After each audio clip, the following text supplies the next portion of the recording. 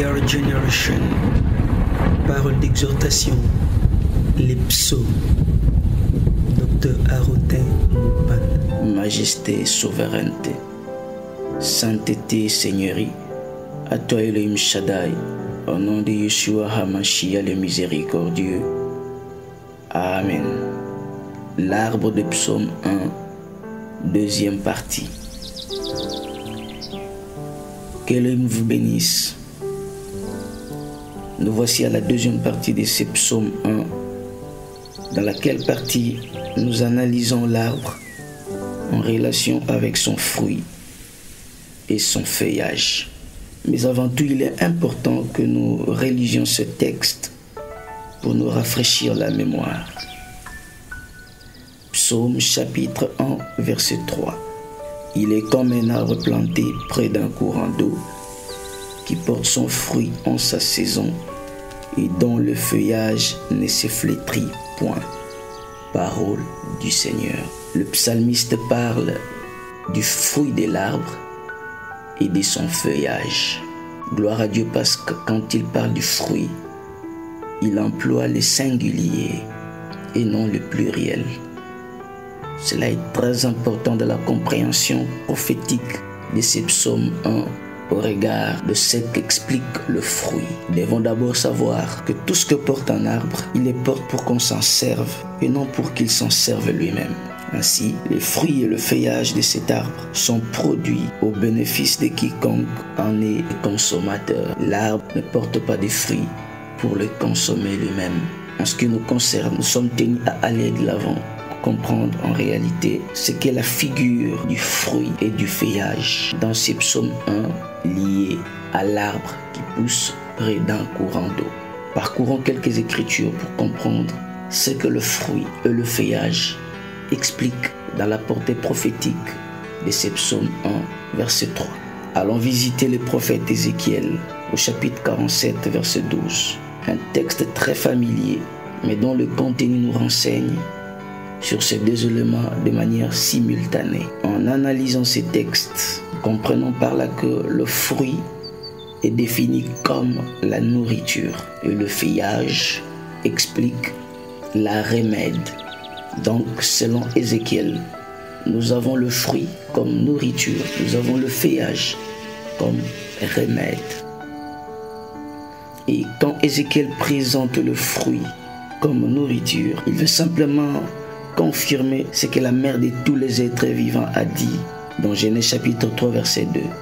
Il s'agit de Ève. Ève a confirmé ainsi que le fruit est réellement une nourriture. Quant au feuillage, c'est plus l'apôtre Jean dans Apocalypse chapitre 22 verset 1 à 2 qui nous en donne l'explication. Il renchérit pour expliquer que cet remède d'Ézéchiel 47 est en réalité un médicament pour guérir les nations. Ainsi compris, nous pouvons simplement résumer en disant le fruit, c'est la nourriture, le feuillage, c'est le médicament pour guérir les nations. Mais en parlant de cette guérison, une question nous vient directement en tête, celle de savoir, guérir des nations, de quoi précisément?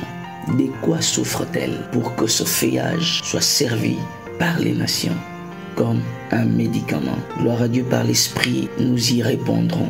Expliquons les deux éléments qui viennent d'être décrits. Sachant que le fruit, c'est la nourriture, il définit ici l'enseignement. Et le feuillage comme médicament pour guérir les nations explique les saluts. Donc l'arbre de psaume 1, qui est Christ, est ainsi l'homme qui apporte l'enseignement véritable et le salut pour les nations. Pour mieux le saisir, décryptons ce qui est peint dans Matthieu chapitre 12, verset 33, où il est écrit qu'on reconnaît l'arbre par son fruit. Alors prenons deux arbres, Moïse et Christ. Si Moïse était un arbre, si Christ était un arbre, tous deux, nous les reconnaîtrons par leurs fruits. Et les fruits expliquant l'enseignement, la nourriture qui est l'enseignement. Ainsi, c'est par l'enseignement que nous reconnaissons Moïse et Christ. Un exemple, il est facile de reconnaître Moïse pour son enseignement, tant il dit, œil pour œil, dent pour dent. Tu aimeras ton prochain et tu haïras ton ennemi. Tel est le fruit de cet arbre, tel est son enseignement. Mais Christ dit à propos, Moïse vous a dit, mais moi je vous dis, faites du bien à ceux qui vous haïssent. Tel est son fruit, tel est son enseignement. Élie comme un arbre porte un fruit qui définit son enseignement. Élie a décapité les prophètes de Baal parce qu'ils n'ont pas adhéré à sa logique religieuse. Oh, gloire soit rendue à Yeshua, car lorsque les gens n'ont pas reçu l'évangile, résisté face à l'évangile, et que les disciples voulaient qu'il agisse comme Élie, il leur a démontré que son enseignement était différent. Il les a démontré qu'il portait un fruit différent de celui d'Élie, en disant, le Fils de l'homme n'est pas venu pour perdre, mais pour sauver ceux qui étaient perdus. Oui, en cela nous reconnaissons l'arbre par son fruit. Montre-moi les fruits d'un arbre et je vous dirai les types d'enseignement qu'il porte. Moïse était un arbre, Josué était un arbre. L'enseignement de Moïse a facilité l'introduction des incirconcis dans la marche dans les déserts. Oh, gloire soit rendue à Dieu pour la génération de Josué qui apporte un fruit, un enseignement différent à celui de Moïse, car il enseigne au peuple les priorités, la circoncision pour accéder en Canaan. L'arbre et son fruit. Je reconnais Moïse par son enseignement, je reconnais Josué par son enseignement. Oh, béni soit ton nom Yeshua, béni soit ton nom Elohim, car tu n'as pas permis à Mosè de voir Canaan. Car par son enseignement, Rahab la prostituée n'allait pas être sauvée. Tu voulais que ce fût au temps de Josué, car le fruit qu'il portait, étant celui de la grâce, pouvait donner un autre écho dans les oreilles de Rahab afin que celle-ci participe à la vie au même titre que les Juifs. Car le message, l'enseignement de Josué est différent à celui de Moïse. Il était important que le Christ vienne, car s'il n'était pas venu, cette femme au dos courbé, retenue par l'enseignement de Moïse, n'allait pas être redressée, car Moïse ne pouvait pas contredire Salomon, car tous vivaient sous la loi. Tous ont accompli le ministère de la loi. Ce qui est courbé ne peut être redressé. L'enseignement de Christ apporte autre chose. Les nations ont souffert d'une maladie aussi grave. Il a dominé sur toutes les nations. Gloire soit rendue à Yeshua, car il a apporté le feuillage, la remède qu'il fallait, le médicament dont on avait besoin, le salut. Voilà pourquoi il dit lui-même dans Matthieu 26, versets 27 à 28, que ce sang qui coulait pour le pardon des péchés de plusieurs. Car il savait, n'eût été son feuillage, l'humanité serait envahie, engloutie même dans le gouffre du péché. Et c'est comme si chaque jour chacun aurait crié comme David, mon péché est constamment devant moi. Gloire soit rendue à Dieu, car par sa miséricorde, le feuillage nous est parvenu, et voilà que nous avons trouvé la vie. Le salut nous est arrivé. Christ, l'arbre planté près d'un courant d'eau, apporta au monde l'enseignement, l'évangile et le salut. Ainsi, il accomplit parfaitement ce qui a été fait dans l'ombre, dans le mystère de la baume et du médecin.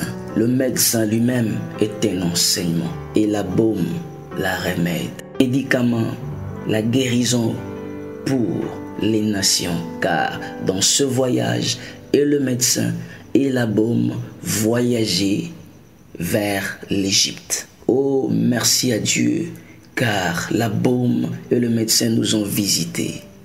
Le fruit et le feuillage sont parvenus jusqu'à nous.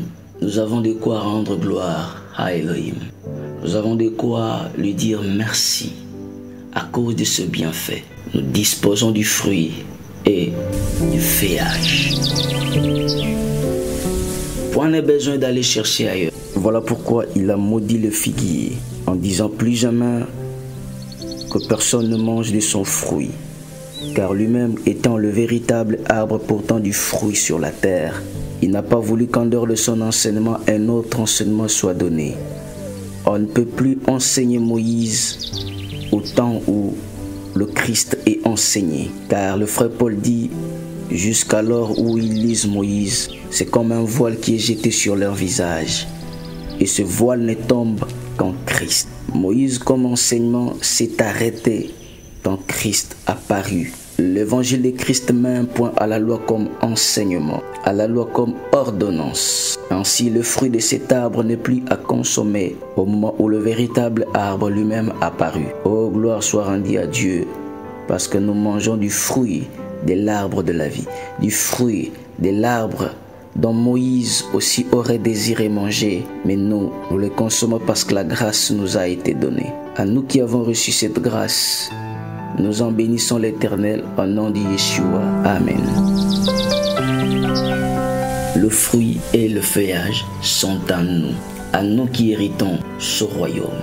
Ainsi, Paul peut conclure dans Actes chapitre 13, versets 47 à 48. « Je t'ai établi pour être la lumière des nations. » Alléluia. « Pour porter le salut jusqu'aux extrémités de la terre. » Nous avons de quoi rendre gloire, car le salut a atteint les extrémités. Le feuillage nous a couverts de son nom, afin que nous soyons participants et du fruit et du feuillage. Gloire soit rendue à celui qui a disposé de son fruit et de son feuillage pour nous, pour sa gloire, par sa grâce. Que Yeshua vous bénisse. Contact plus 243 89 52 66 384.